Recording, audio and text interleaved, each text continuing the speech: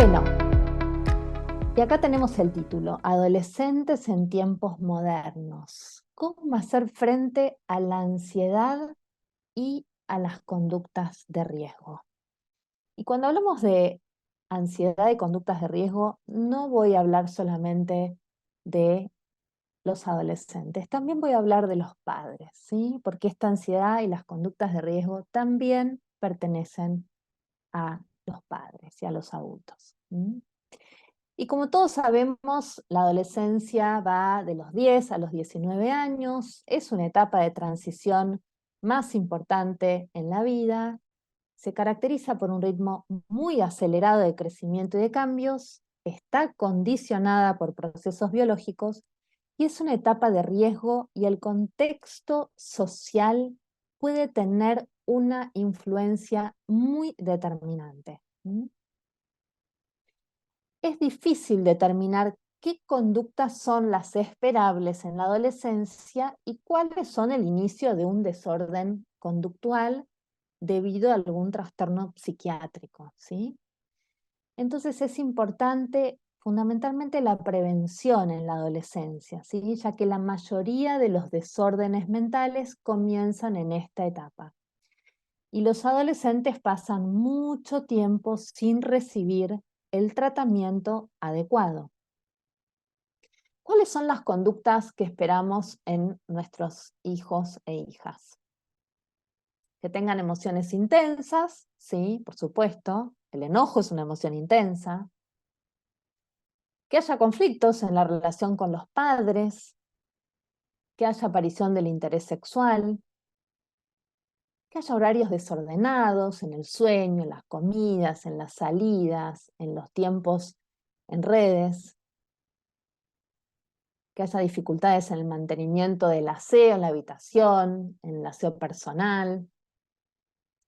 Mucha distracción, a veces dificultades en relación con los pares o a la integración, dudas en la toma de decisiones, qué me pongo, qué estudio, ¿sí? ¿Qué voy a hacer?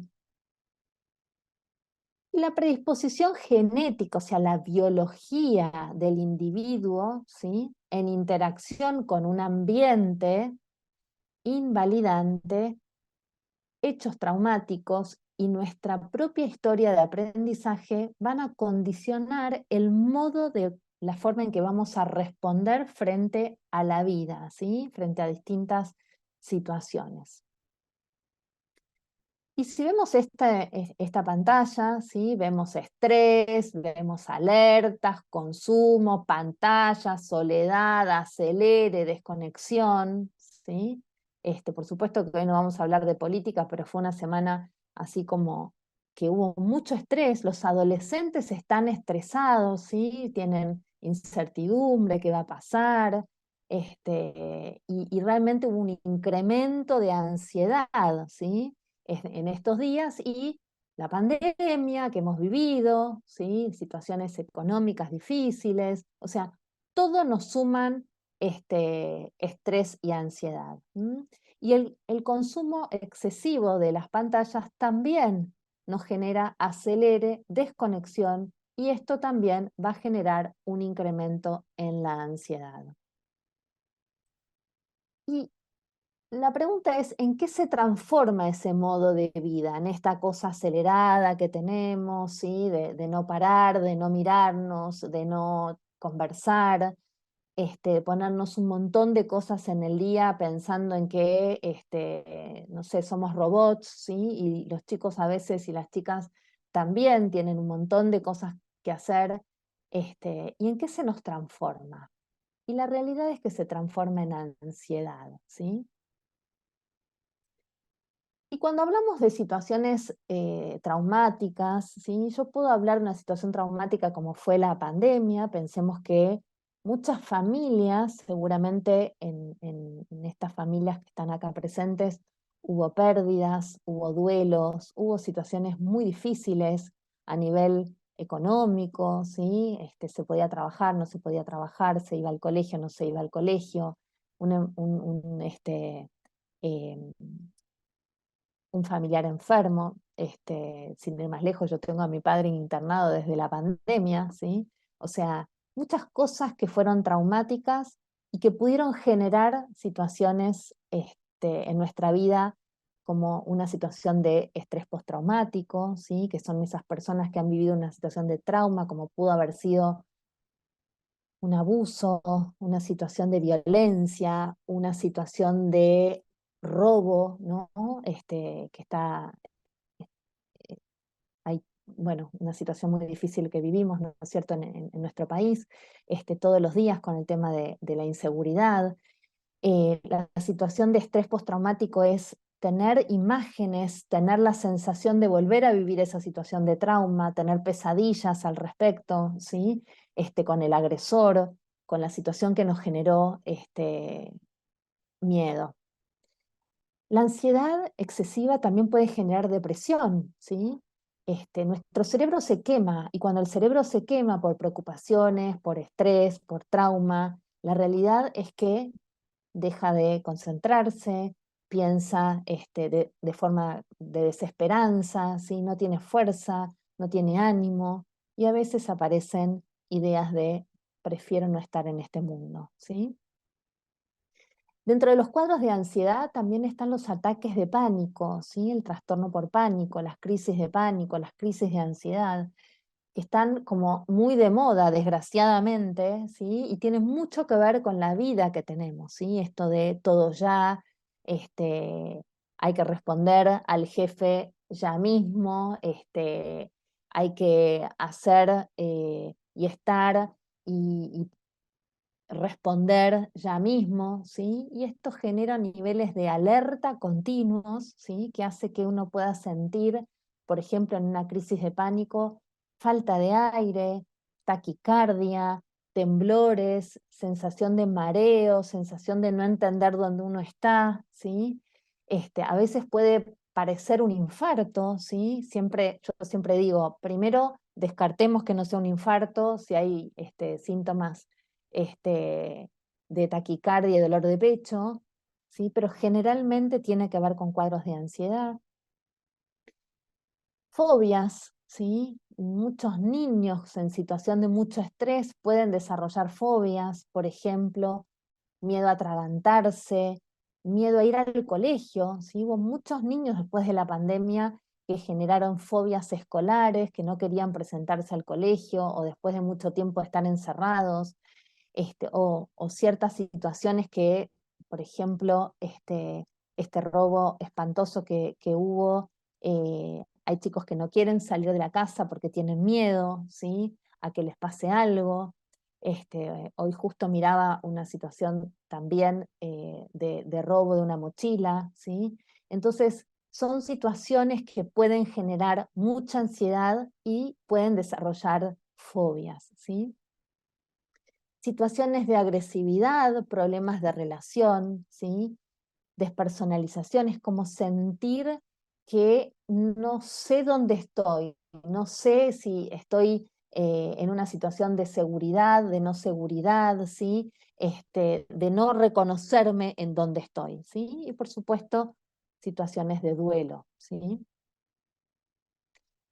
Entonces, un poco como les contaba, después de una situación difícil puede haber situaciones de trastornos del ánimo, como las depresiones, trastornos de ansiedad, ¿sí? Problemas con el control de los impulsos, problemas con adicciones, ¿sí? Abuso de sustancias, uso indiscriminado de las pantallas, ¿sí? El juego patológico, a veces cuando hacíamos evaluaciones antes, le preguntábamos a los adultos, bueno, va al casino, ha perdido mucho dinero, si juega, si no juega.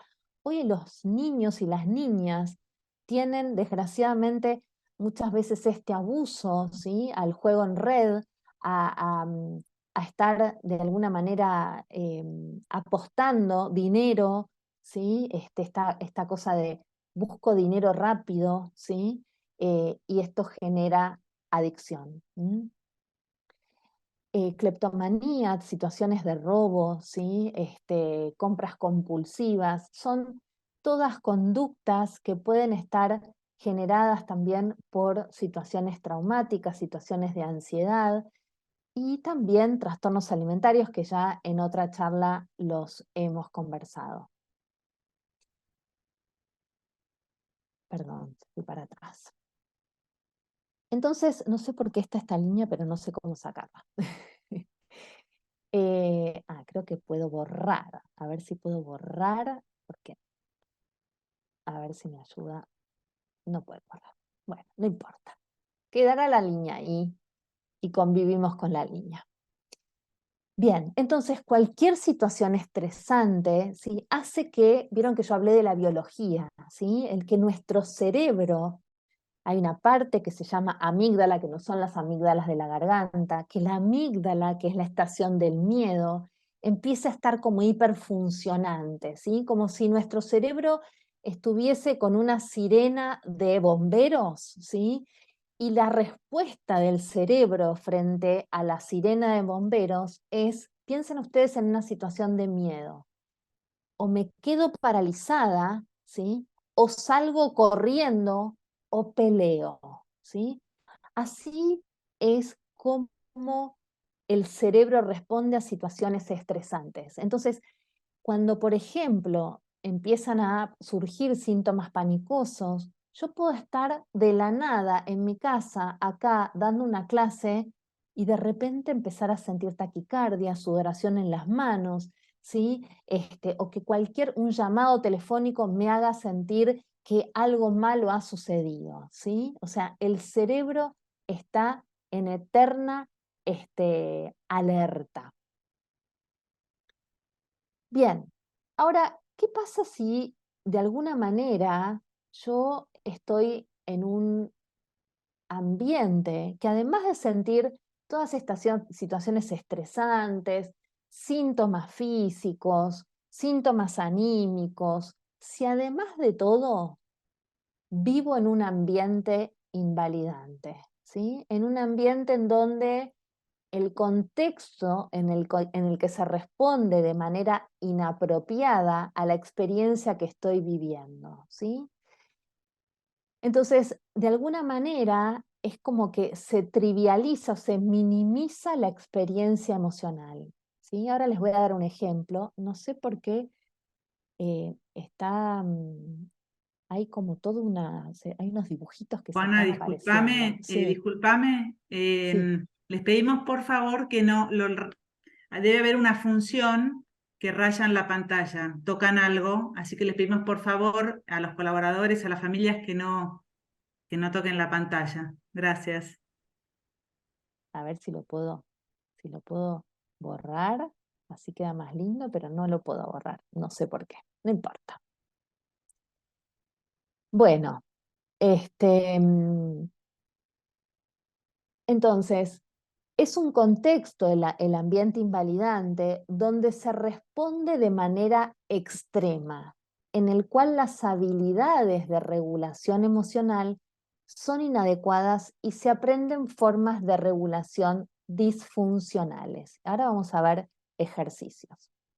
Entonces, si yo tengo una situación difícil con un hijo, ¿sí? Uno de sus hijos adolescentes, alguno de ustedes, chicos, tiene una situación muy difícil con un amigo y llega gritando a casa, pataleando, diciendo, este mundo es una porquería y ustedes me hacen la vida difícil y demás, ¿sí? Quienes primero tenemos que respirar para poder, ¿sí? Para poder atender a esa situación de nuestro hijo, nuestra hija con desregulación emocional, vamos a tener que ser los padres, ¿sí? Por eso están estas máscaras de oxígeno. ¿Y qué es la validación? Porque todo el mundo habla hoy de validación, pero no tenemos ni idea de qué se trata y voy a intentar, yo sé que tuvieron ya una charla, pero esto nunca está de más, ¿sí? Porque hay que ejercitarlo y ejercitarlo y ejercitarlo. Y yo les pregunto, ¿cuál es el primer impulso que tienen ante esto? Lo pueden escribir en el chat, ¿sí? Alguno de sus hijos les dice, uno de sus hijas, soy un perdedor en el colegio, soy un desastre, soy un estúpido, ¿sí? ¿Qué les saldría decir a ustedes? Contestar, ¿sí? Si tienen a su hijo o su hija al lado, ¿por qué decís eso? Exacto, Gabriel, muy bien. ¿Qué más? A ver, ayúdenme. Llega y dice, soy un estúpido, todo me va mal, que no es así. ¿Por qué me decís eso? No, hijo, sos el mejor. ¿Qué te hace sentir esto? ¿Qué te hace pensarlo, hijo? ¿Sí? Sé vos mismo. Perfecto. Bien, me encanta. Gracias, gracias, gracias. Bien, vamos a seguir. Me doy asco, nadie me va a querer. ¿Sí? Entonces, esas son las respuestas, ¿verdad? No te preocupes, no es para tanto, estás exagerando, no te podés poner así por esto, no vale la pena estar triste. ¿Sí? Bien. A esto lo llamamos invalidar. Y yo les pregunto a ustedes si quiero que me contesten en el mensaje, ¿sí? Inclusive si pueden también los chicos y las chicas escribir, sería genial. ¿Por qué piensan ustedes que evitaríamos los sentimientos de un ser querido de esta manera? Diciéndole, por ejemplo, no es para tanto, no te preocupes. ¿Por qué les contestamos eso? A ver si alguien se anima a escribir. Para protegerlos, para que no sufra, exactamente, para que no se sienta mal, porque lo que menos queremos es que nuestro ser querido sufra. Bien, entonces una de las razones por las cuales nos cuesta tanto validar las emociones del otro es la ansiedad que sentimos por ayudarlos a sentirse mejor, ¿sí? Pero muchas veces, para cuidarlos, exacto, pero muchas veces de esta manera terminamos no cuidando. Entonces, un poco es porque nos cuesta hacer lugar a las emociones, en especial cuando son dolorosas o displacenteras, ¿no? Viene llorando mi hija y me dice, soy horrible, sí, estoy horrible, todas son divinas menos yo, ¿sí? Entonces nosotros no podemos tolerar que nuestros hijos, nuestras hijas nos digan eso, ¿sí? Nos duele que al otro le duela, que esté triste, que esté enojado, y nos cuesta tolerar estar ahí para simplemente acompañar. A veces no estamos de acuerdo, ¿sí? O no entendemos su dolor. Viene y nos dice, porque me siento gorda, ¿sí? Porque siento que todas son diosas menos yo, ¿sí? Entonces nosotros decimos, pero no, no es así, ¿sí? Siguen las limitas. No nos enseñaron cómo responder al dolor emocional del tipo vulnerabilidad, enojo, tristeza, ¿sí? Nosotros venimos de una generación en donde no se hablaban tanto de las emociones. La realidad es que no se hablaban tanto de las emociones, ¿sí? Y había como mucha distancia entre los padres y los hijos. Los padres no hablábamos de lo que nos pasaba, ¿sí? No les decíamos, estoy angustiado porque estoy complicado en el trabajo, por ejemplo, ¿sí? No les decíamos, estoy triste porque extraño a la abuela que se fue. ¿Mm? Pero el riesgo de querer ahogar rápido esas emociones es altísimo. Podríamos estar enseñando sin querer que las emociones dolorosas no deberían estar ahí, cuando en realidad son parte ineludible de la vida.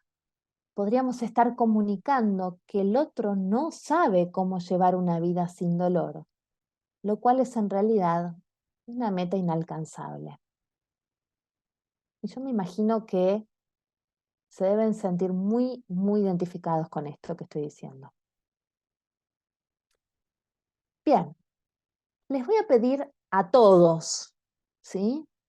Adultos, adolescentes, todos, que recuerden una experiencia en donde se sintieron rechazados o alguna situación en donde se sintieron no comprendidos, ¿sí?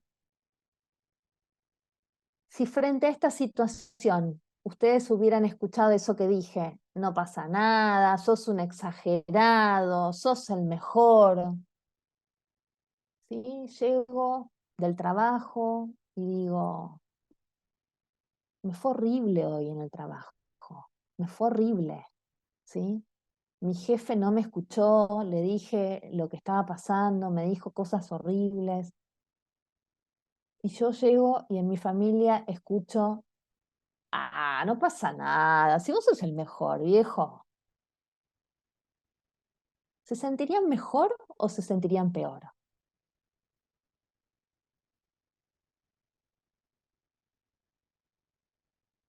A ver, pueden escribir peor, Pamela, se sentirías peor. Más frustrado, Rocío. Exacto. No, siento que no me entienden, Adrián, muy bien. Seguramente peor. Ay, gracias por escribir. No creo que sería una solución. Rodrigo, te sentirías re mal. Exacto, exactamente. Entonces, además de una situación difícil que vivimos, que pudo haber sido una situación de que nos cargaron, nos desestimaron en nuestro trabajo, en el colegio, en la universidad, lo que viene después de la reacción del otro, o sea, llegamos y nuestro ser querido, en vez de empatizar, validarnos, ¿sí? Nos dice esto, pero sos el mejor, no exageres. Nos sentimos más solos, más incomprendidos, ¿sí? Y sentimos que no tenemos con quién compartir. Entonces, no es tanto lo que pasa, ¿sí? No sé, viene nuestro hijo, estudió un montón y de repente le hicieron una pregunta y le fue mal porque se puso nervioso. Es lo que pasa después de lo que le pasa. ¿Sí? Entonces, reconocer las emociones y sentimientos del otro como percepciones auténticas y legítimas, estar atento a lo que nos comunica sin juzgar o criticar, ¿sí? Es un acto de aceptación abierta que muchas veces no quiere decir que estemos de acuerdo, ¿sí? Y a esto lo llamamos validación. Entonces, ¿qué no es validar? ¿Sí? Por ejemplo, es decir una cosa como sos un estúpido, eso es absoluta invalidación, pero también podemos invalidar positivamente, pero no lo eres y solo sos el mejor, ¿sí? Entonces, lo que necesitamos frente a una situación, ¿sí?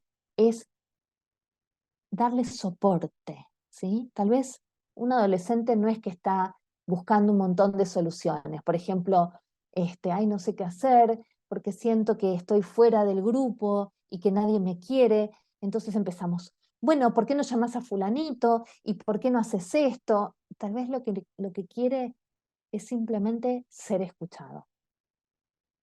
Entonces tenemos muy buenas razones para practicar validación con las personas que tenemos a nuestro alrededor, ¿sí?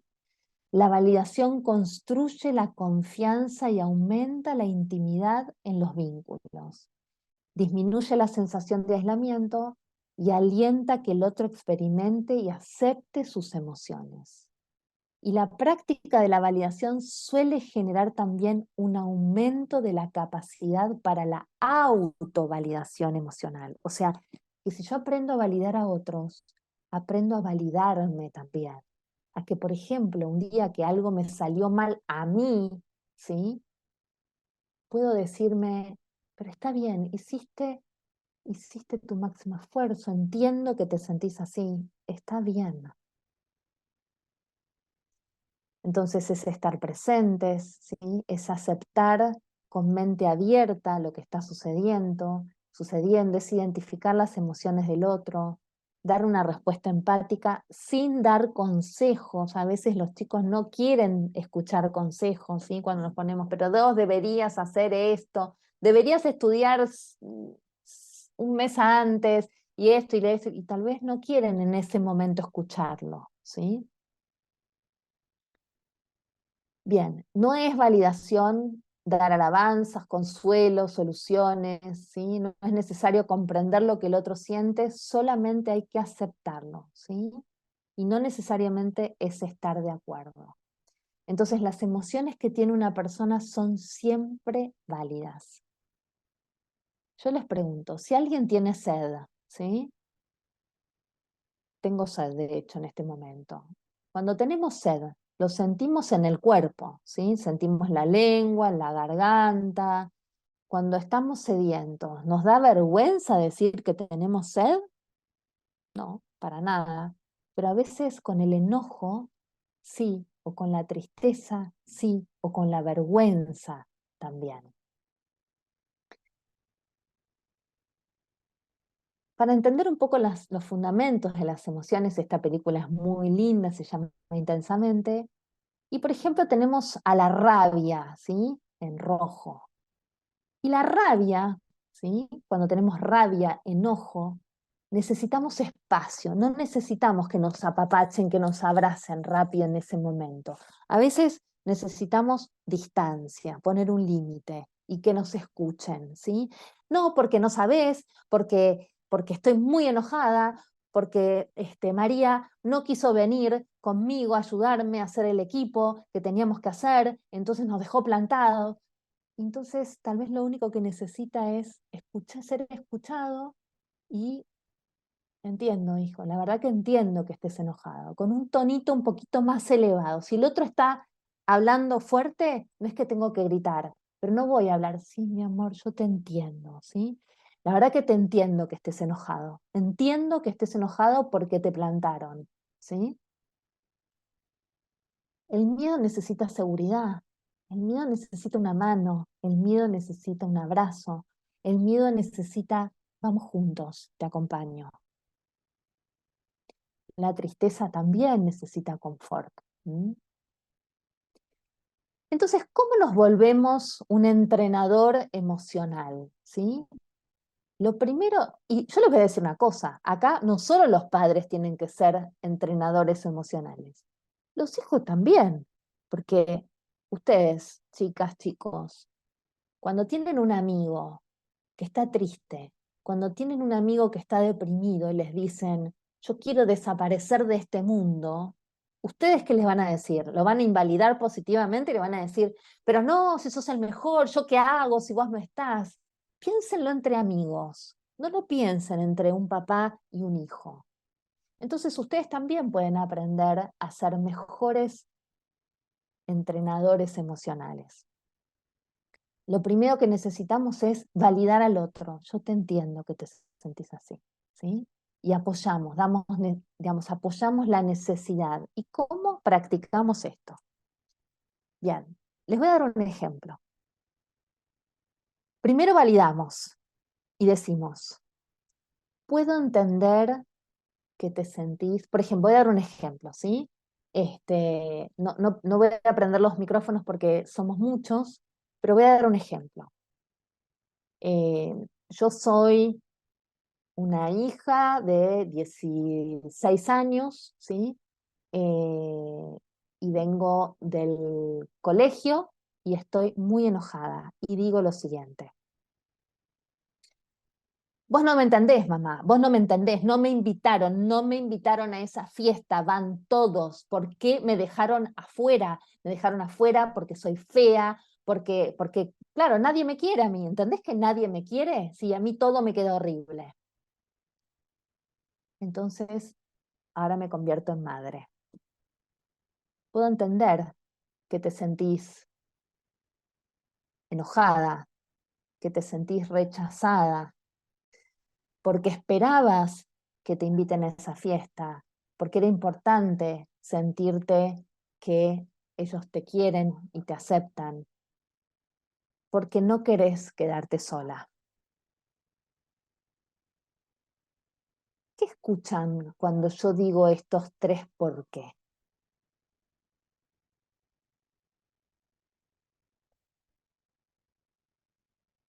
Dice que lo escuchamos y siempre estamos para él. Euge, mis hijos no hablan, entiendo. Sienten empatía, comprensión, consuelo, ¿sí? ¿Vieron que yo lo hice con un tonito un poquitito más elevado? ¿Sí? No lo hice, mi amor, pobrecita, no te invitaron, porque cuando hay enojo, no quiere eso. Ahora voy a hacer otro ejemplo. Vamos a hacer un ejemplo llorando. Mamá, ¿no entendés? Me dejó, no me quiere más, no me quiere más, no me quiere. ¿Quién me va a querer? Nadie me va a querer. Bien, hijo, yo te entiendo,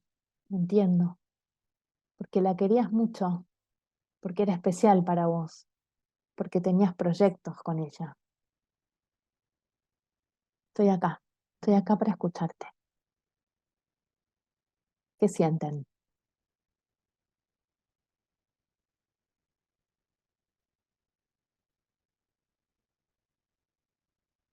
Ahora sí lloro también. Y sí, a veces uno tiene que llorar, contención, apoyo, ¿sí? No hundirse en la emoción del otro, ¿sí? Porque si lloro demasiado con el otro es que tampoco estoy conteniendo, ¿sí? Abrazarlo fuerte, darle la mano, tal vez después decirle, bueno, vamos que te preparo algo rico, ¿sí? Vamos que te ayudo con, no sé, ordenar tu habitación. ¿Mm? Piensen también ustedes, chicos y chicas, ¿qué harían, ¿sí? En una situación en donde su amigo, su amiga está en esta misma situación. Porque esto lo tenemos que practicar en todas las situaciones, ¿sí?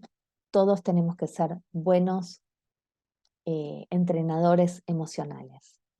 Les voy a dar un ejemplo concretísimo del día de hoy que me pasó a mí con mi hijo.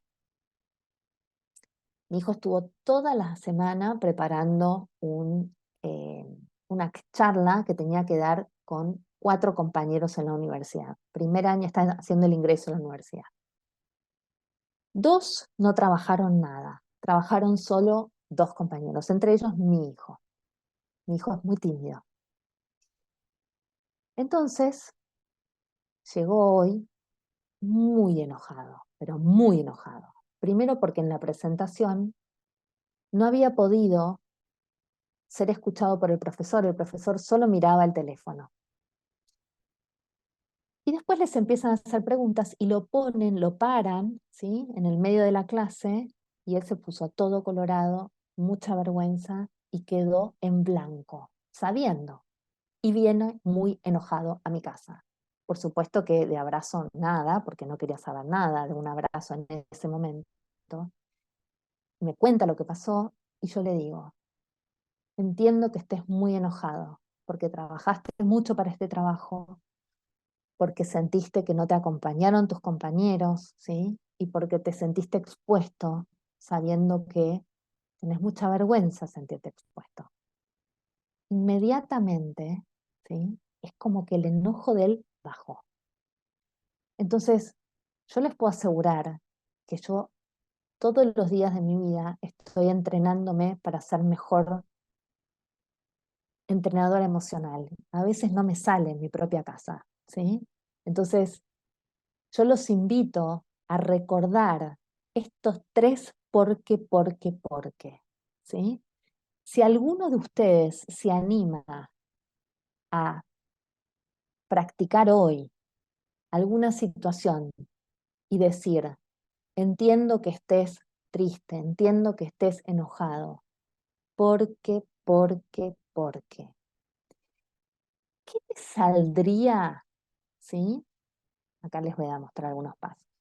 Puedo entender que te sentís angustiado por sentirte gorda, ¿sí? Vieron que yo hablo de sentimientos, no de realidades. Porque sientes que quieres escapar de tu cuerpo, porque te quieres esconder del mundo, porque te sientes desagradable. Yo puedo no estar de acuerdo con esto. Es más, puedo tener una hija que está súper, súper delgada porque está pasando un trastorno alimentario, ¿sí? Y me dice esto. Y ahora, ¿qué palabra de 4 letras están tentados a usar? ¿Sí? Después de esto, puedo entender que te sentís angustiado, ta, ta, ta. ¿Qué le sale decir? 4 letras, ¿sí? A ver, no es amor, Gabriel. A ver, 4 letras. Algo que invalida todo lo que hablamos antes. Una palabra que nos sale naturalmente, ¿sí? Estoy, a mí, por ejemplo, vino mi hijo y le dije, pero Clara, Germán, pero, exactamente, exactamente, ¿sí? Si yo digo pero, exacto, si yo digo pero, después de haber validado, ¿qué es lo que pasa? Invalido todo lo que dije, ¿sí? Entonces tengo que sacarme la palabra pero cuando estoy trabajando en validación. Entonces, movernos del pero al por qué, ¿sí? Es difícil, ¿sí? Yo lo practico todos los días y a veces no me sale el pero directamente. Por ejemplo, ¿qué podría haber pasado hoy? Bueno, porque estudiaste un montón, porque tus amigos, sentís que tus amigos no te acompañaron, porque te sentiste muy expuesto. Y si yo digo después de todo eso, pero bueno, hijo, a ver, la verdad que te va a pasar en la universidad de que te expongan a dar orales. ¿Qué se siente cuando digo esto? Horrible, ¿no es cierto? Horrible. Bien, horrible, sí. Entonces, recuerden, ¿sí? Moverse del pero al porque. Puedo entender, ¿sí? Porque puedes sentir o puedes pensar, puedes querer, ¿sí? A veces puede estar muy enojado, no sé, un hijo, una hija que necesita el auto y nosotros no podemos dárselo porque tenemos que llevar a nuestros otros hijos. Puedo entender que estés enojado porque esperabas llevarte el auto para la fiesta, porque querías llevar a tus amigos en el auto, porque preferías ir más cómodo, ¿sí? Estamos entendiendo su enojo. Bien, entonces esto es muy importante, junto con las palabras habladas, ¿sí? Reales, además del tono que utilizamos, el contexto, el lenguaje corporal y demás, ¿sí? La forma en que miramos, ¿sí? Va a ser también a la sensación que va a tener el otro. Una mirada o un gesto dice más que 1000 palabras. El otro día una paciente me dijo, me probé un vestido blanco, ¿sí? Para una fiesta.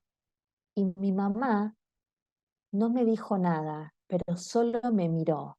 Y me miró de arriba abajo y puso cara de... "Mm". ¿Y ella qué interpretó? Interpretó que ella le estaba diciendo que le quedaba horrible, ¿sí?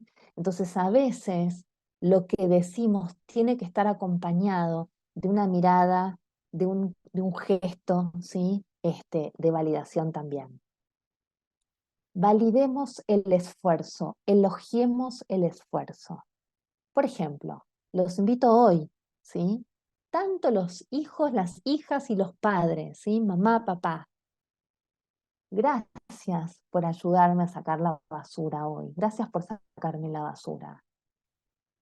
Me gusta mucho cuando me ayudas a limpiar, por ejemplo, o cuando ordenas tu habitación, o cuando recoges la ropa del tender, ¿sí? Me doy cuenta de que lo estás intentando con fuerza, de que estás intentando que te vaya mejor en el colegio. Puedo entender lo difícil que es esto para ti, ¿sí?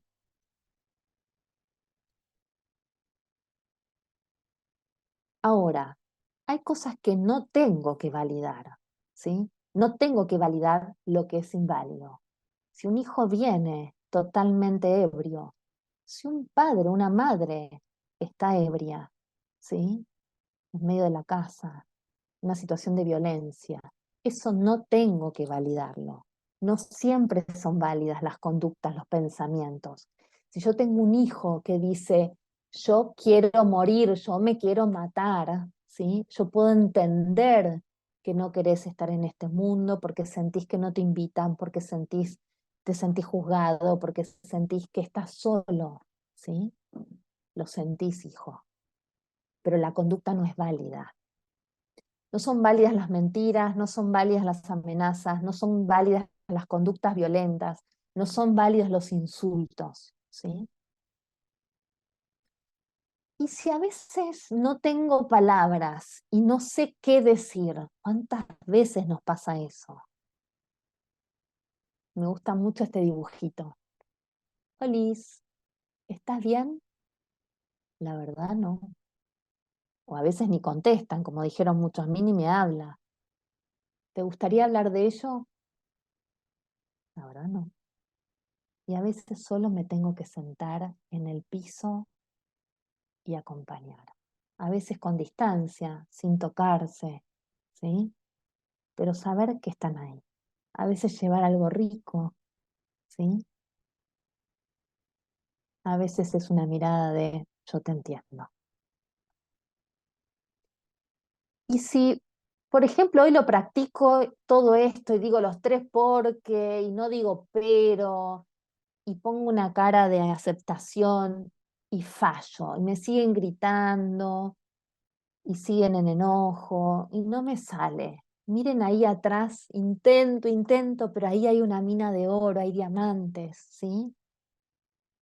Los primeros intentos a veces pueden terminar en un portazo. Lo importante es seguir intentando, ¿sí? Y esperar otras oportunidades. Recordemos que nuestro hijo, nuestra hija, ¿sí? Nos necesita. Todavía puede ser que no se dé cuenta, ¿sí? Que nosotros podemos ayudarlos. ¿Y qué es la desregulación emocional? ¿Sí? Si nosotros vemos acá en este gráfico, normalmente una respuesta habitual frente a un estímulo emocional difícil, ¿sí? Tiene esa pancita, esa montañita.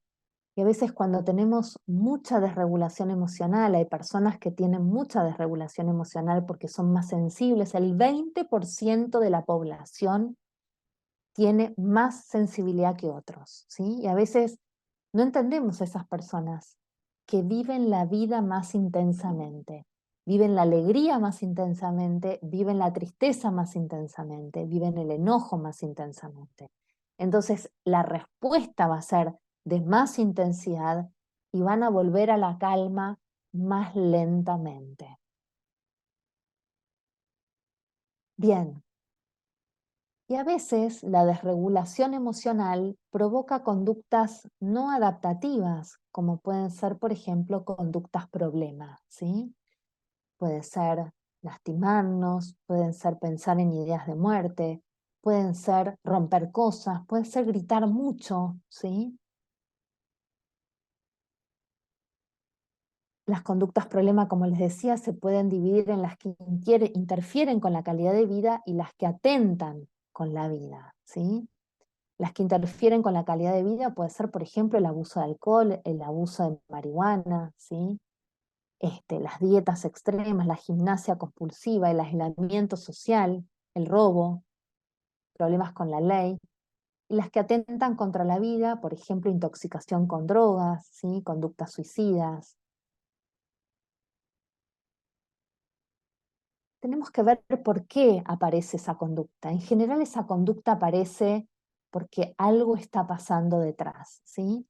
No va a haber un adolescente que va a lastimarse, ¿sí?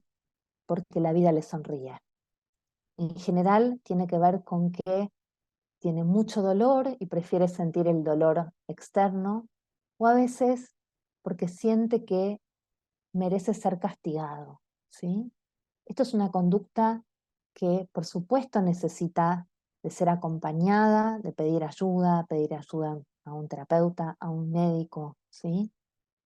Y nunca retar este tipo de conductas, ¿sí? No, pero ¿cómo hiciste eso? ¿Cómo me haces esto? No, ningún adolescente nos hace eso, ¿sí? Si está sucediendo eso es porque ese adolescente está sufriendo. Si una persona se corta a sí misma para disminuir el dolor emocional, hacerle entender que esa conducta no le permite resolver su problema y solo genera un alivio circunstancial, ¿sí? Entender que no es una conducta que va a ayudar, es una conducta que va a embarrar la cancha. Bien, esto no voy a hablar de marihuana porque ya lo han conversado en la charla anterior, ni de conductas alimentarias porque ya lo hemos conversado. ¿Mm? No pensar que si hablamos de el suicidio, de que si aparecen ideas de muerte, esto va a contagiar o va a exacerbar, a aumentar las ideas de nuestro ser querido, ¿sí? Ustedes saben que el conflicto de los padres, ¿sí? Entre padres y los hijos es el factor desencadenante más común entre los chicos más chicos de pensar en que la vida no tiene sentido, y en los mayores las separaciones complicadas. No digo que no puede haber una situación de separación de los padres, pero en paz, en armonía, en tranquilidad, sin meter a los hijos en el conflicto. ¿Cuáles son factores de riesgo cuando empezamos a ver a nuestro hijo desesperanzado, impulsivo, ¿sí? Cuando hay conflictos en la orientación sexual? Si ya hubo algún intento de suicidio, ¿sí? Si hay situaciones de abuso intrafamiliar, ¿sí? Historias de violencia. Tiene que haber una comunicación, ¿sí? Abierta de esto, ¿sí? ¿Cuáles son indicadores indirectos de riesgo? Hablar de ser una carga para otros, por ejemplo, ¿sí? Si hay una severa desesperanza, pesimismo, si hay pérdida de interés, no se quieren levantar, no les interesa asearse, si hay dificultades para concentrarse, para tomar decisiones, ¿sí? Si duermen mucho o muy poco, si empiezan a utilizar mucho alcohol, mucha droga. ¿Qué protege a un hijo, una hija de estas conductas? Tener esperanza hacia el futuro, ¿sí? Sentirse que pueden, sentir que son importantes para nosotros, apegarlos a la vida, la religión, darles responsabilidad, una mascota, vas a cuidar de tu mascota porque te necesita, ¿sí? Tu hermanito te necesita. Involucrarlos en una red social, ¿sí? En un club, a jugar, a la iglesia, que no tengan miedo a la desaprobación, que no pasa nada si nos va mal, nosotros demostrar que no pasa nada, ¿sí? La red familiar ante la conducta suicida funciona como un factor protector muy importante. Decirles, nosotros te necesitamos, sin vos esta familia no sería lo mismo. Hay creencias que no son válidas, como que hablar de suicidio aumenta el riesgo, ¿sí? Los que anuncian o amenazan con suicidarse no cometen suicidio, eso no es así.